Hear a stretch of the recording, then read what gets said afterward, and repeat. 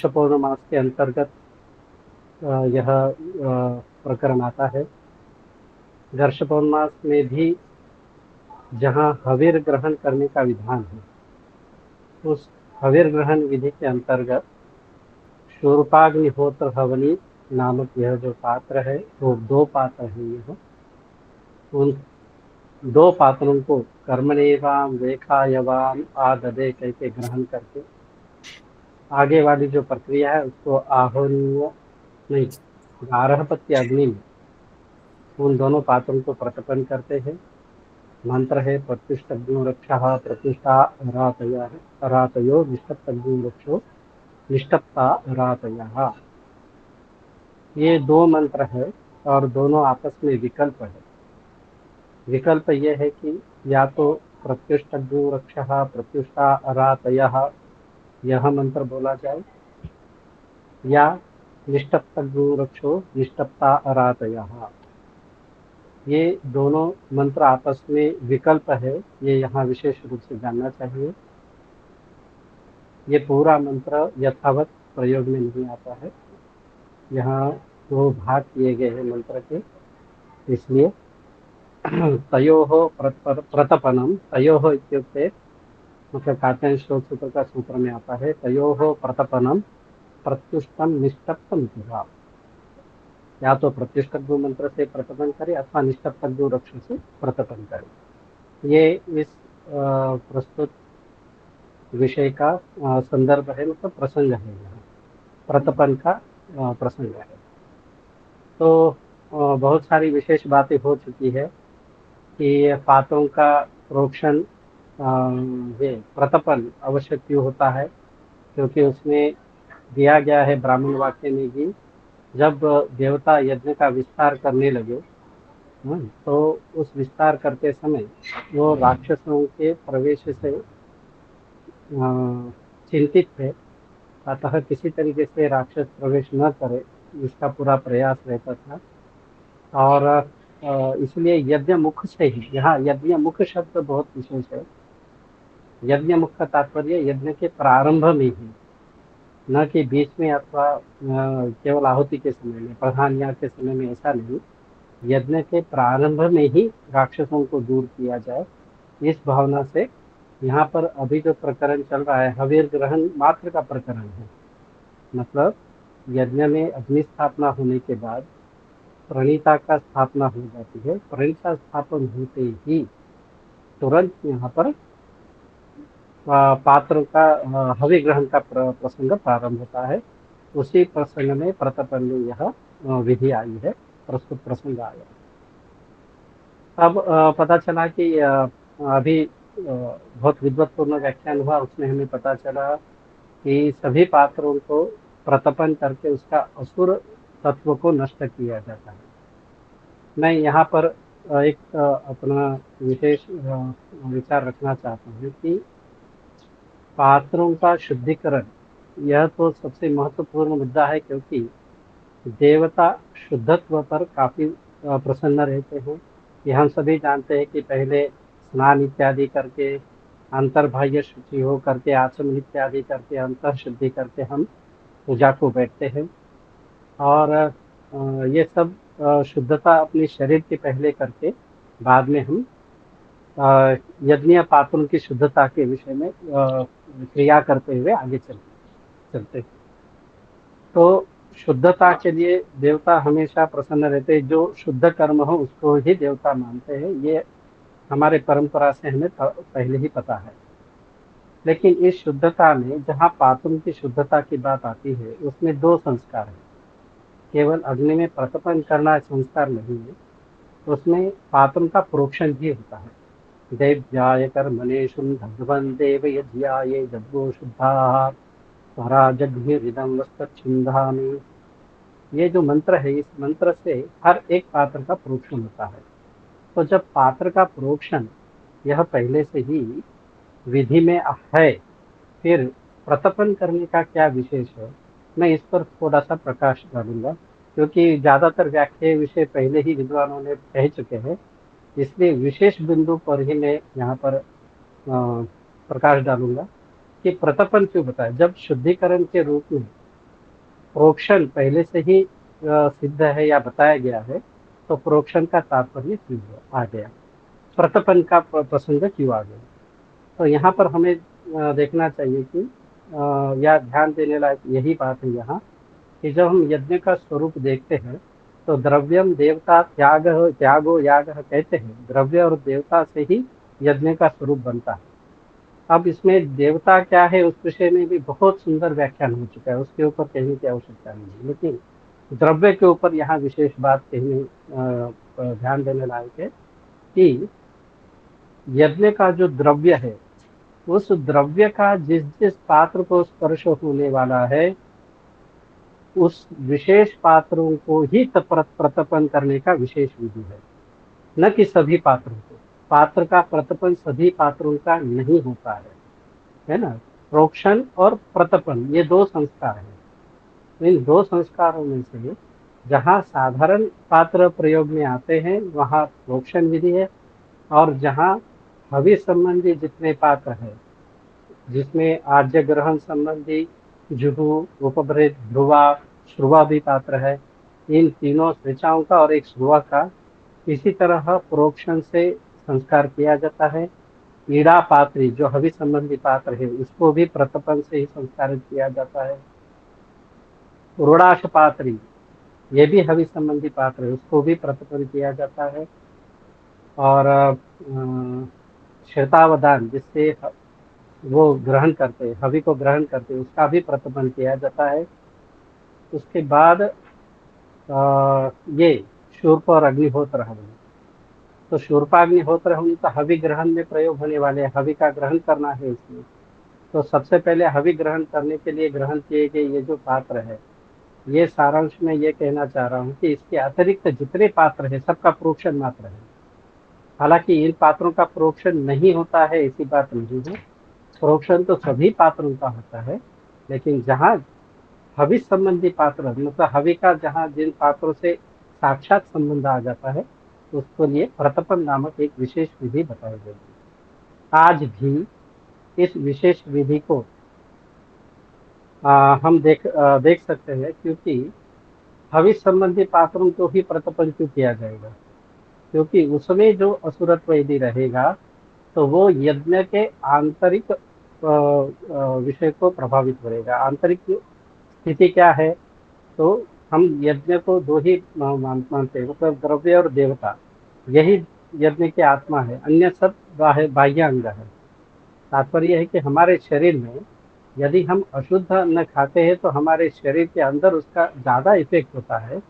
अशुद्ध अन्न से बाहरी हमें कुछ भी इतना प्रभाव नहीं पड़ता है, लेकिन अशुद्ध अन्न का हमारे शरीर के आंतरिक संरचना पर जितना ज़्यादा प्रभाव होता है, उतना मतलब प्रभाव का तात्पर्य अनिष्ट प्रभाव होता है, वही अनिष्ट प्रभाव अशुद्ध हवि संबंधी संस्कारों के द्वारा यज्ञ पर होता है, क्योंकि यज्ञ हो गई पुरुषः, यज्ञ भी एक पुरुष है।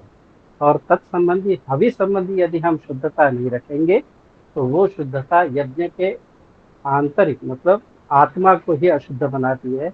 ये इसका विशेष विधि यहाँ पर ध्यान देने लायक है कि हविष को शुद्ध रखना, हमारे भोजन की जितनी शुद्धता हम रखते हैं, हमारे भोजन के पात्रों की जितनी शुद्धता हम रखते हैं, यज्ञीय पात्रों की शुद्धता भी उसी प्रकार ज्यादा अपेक्षित है। ये ज्यादा इसलिए कह रहा हूँ कि प्रोक्षण से संस्कार होते हुए भी प्रतपन नामक एक संस्कार विशेष किया जाता है।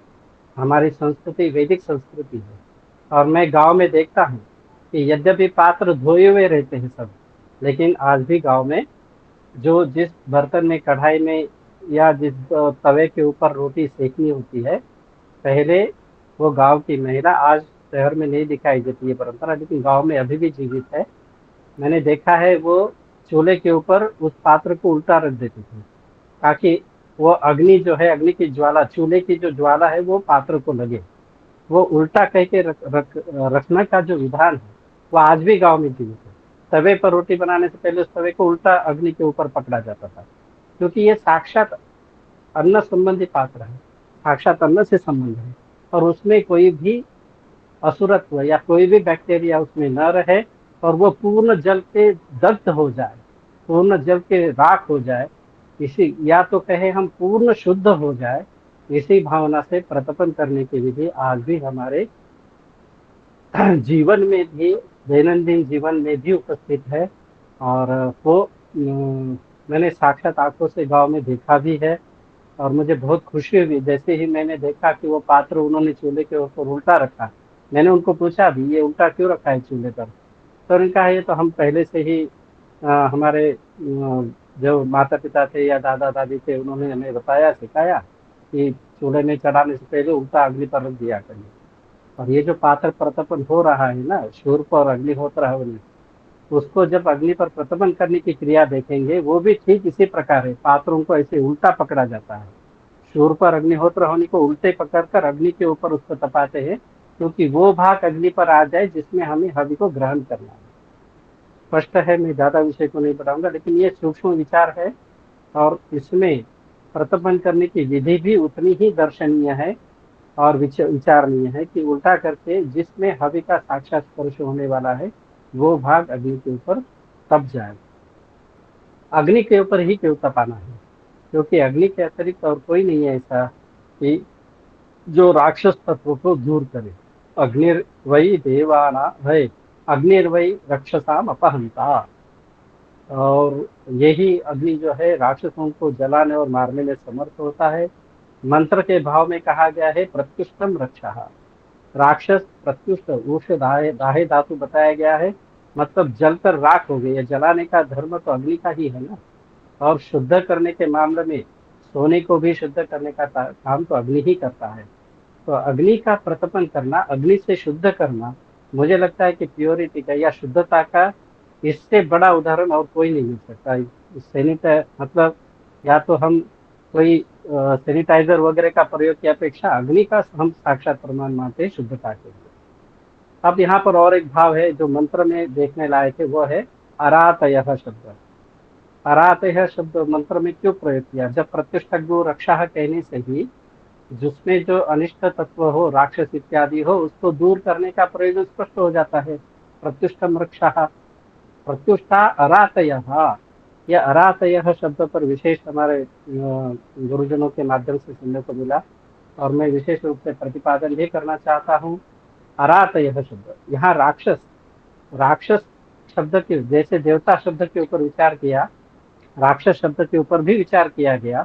जो भी अनिष्ट तत्व है वो सब राक्षस के तत्व में आ जाएंगे। जो भी हमारे लिए अनिष्ट बैक्टीरिया होते हैं, जो अनिष्ट प्रभाव करते हैं, वो सब राक्षस है, मान्य है। लेकिन केवल दृष्ट या फिर वो राक्षस इत्यादि की संकल्पना जो हम कर रहे हैं, उसमें एक और एक जोड़ने का बहुत आवश्यकता है, वो है अरातयः शब्द। अरातयः शब्द बना है, रा दानी धातु है वैसे इसमें। और महीधर भाष्य उसकी व्याख्या कर रहे हैं कि दान मतलब हविष्य दक्ष, या तो हवि का या दक्षिणा, या हवि कहो या दक्षिणा कहिए, उसका जो दान होता है वही राति कहलाता है। हविषः दक्षिणायाः वा दानं रातिः।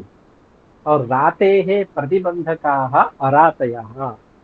ये जो दान देने का जो धर्म है या दान देने की जो प्रवृत्ति है, उसमें जो बाधक होते हैं वो अराती तत्व है।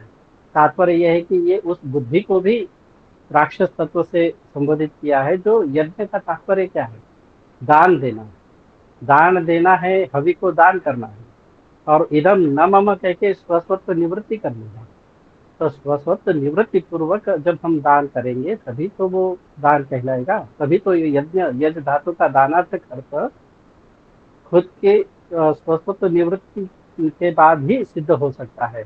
और जब यदि हम अपने इसमें हवि के ऊपर अपने अधिकार का त्याग न करें, तब तक ये यज्ञ भी सिद्ध नहीं हो सकता। इसलिए यदि हम कहें कि घर में खाने के लिए अन्न नहीं है और हम इतनी सारी हवि देवताओं को दे रहे हैं, ये क्या इस पर या तो आजकल जो अंधश्रद्धा निर्मूलन वाले कहते हैं कि हवि को जलाने की अपेक्षा गरीब को खिला दीजिए, वही यज्ञ है, वही दान है और वही सर्वश्रेष्ठ धर्म है।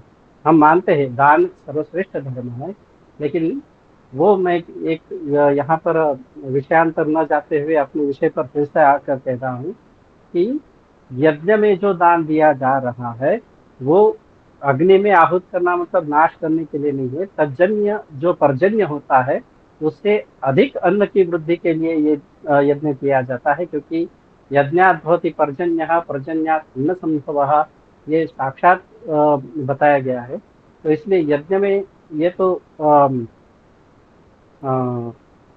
यज्ञ में जो हवि दी जा रही है उसके विषय में जो अनर्थक प्रश्न करते हैं, ये व्याख्यान विचार उनके लिए मैं कह रहा था।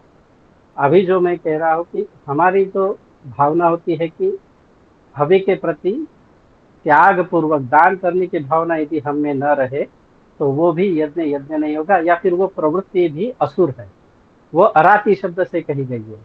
तो प्रत्युष्टाह अरातयः, वो प्रवृत्ति भी यहाँ पर नष्ट की गई है।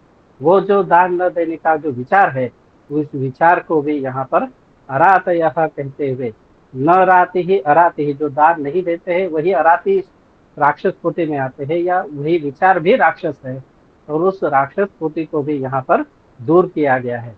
अन्यथा केवल राक्षसों को दूर करना होता तो प्रतिष्ठज्ञ रक्षः कहने मात्र से वो प्रयोजन सिद्ध हो जाता। प्रत्युष्ठा अरात यह अलग से कहने की आवश्यकता नहीं होती। तो इस पर विशेष विचार करना चाहिए। और पात्र प्रतपन की एक विशेष विधि है जो मैंने कही कि अग्नि के ऊपर उल्टा पकड़ करके करना चाहिए। उसी प्रकार यहाँ पर जो जुहू उपवृत ध्रुवा इत्यादि पात्रों का जो प्रतपन होता है उसके लिए भी यहाँ पर कहा गया है कि दर्भ से और अग्नि से, इन दो चीजों से उनको शुद्ध किया जाता है।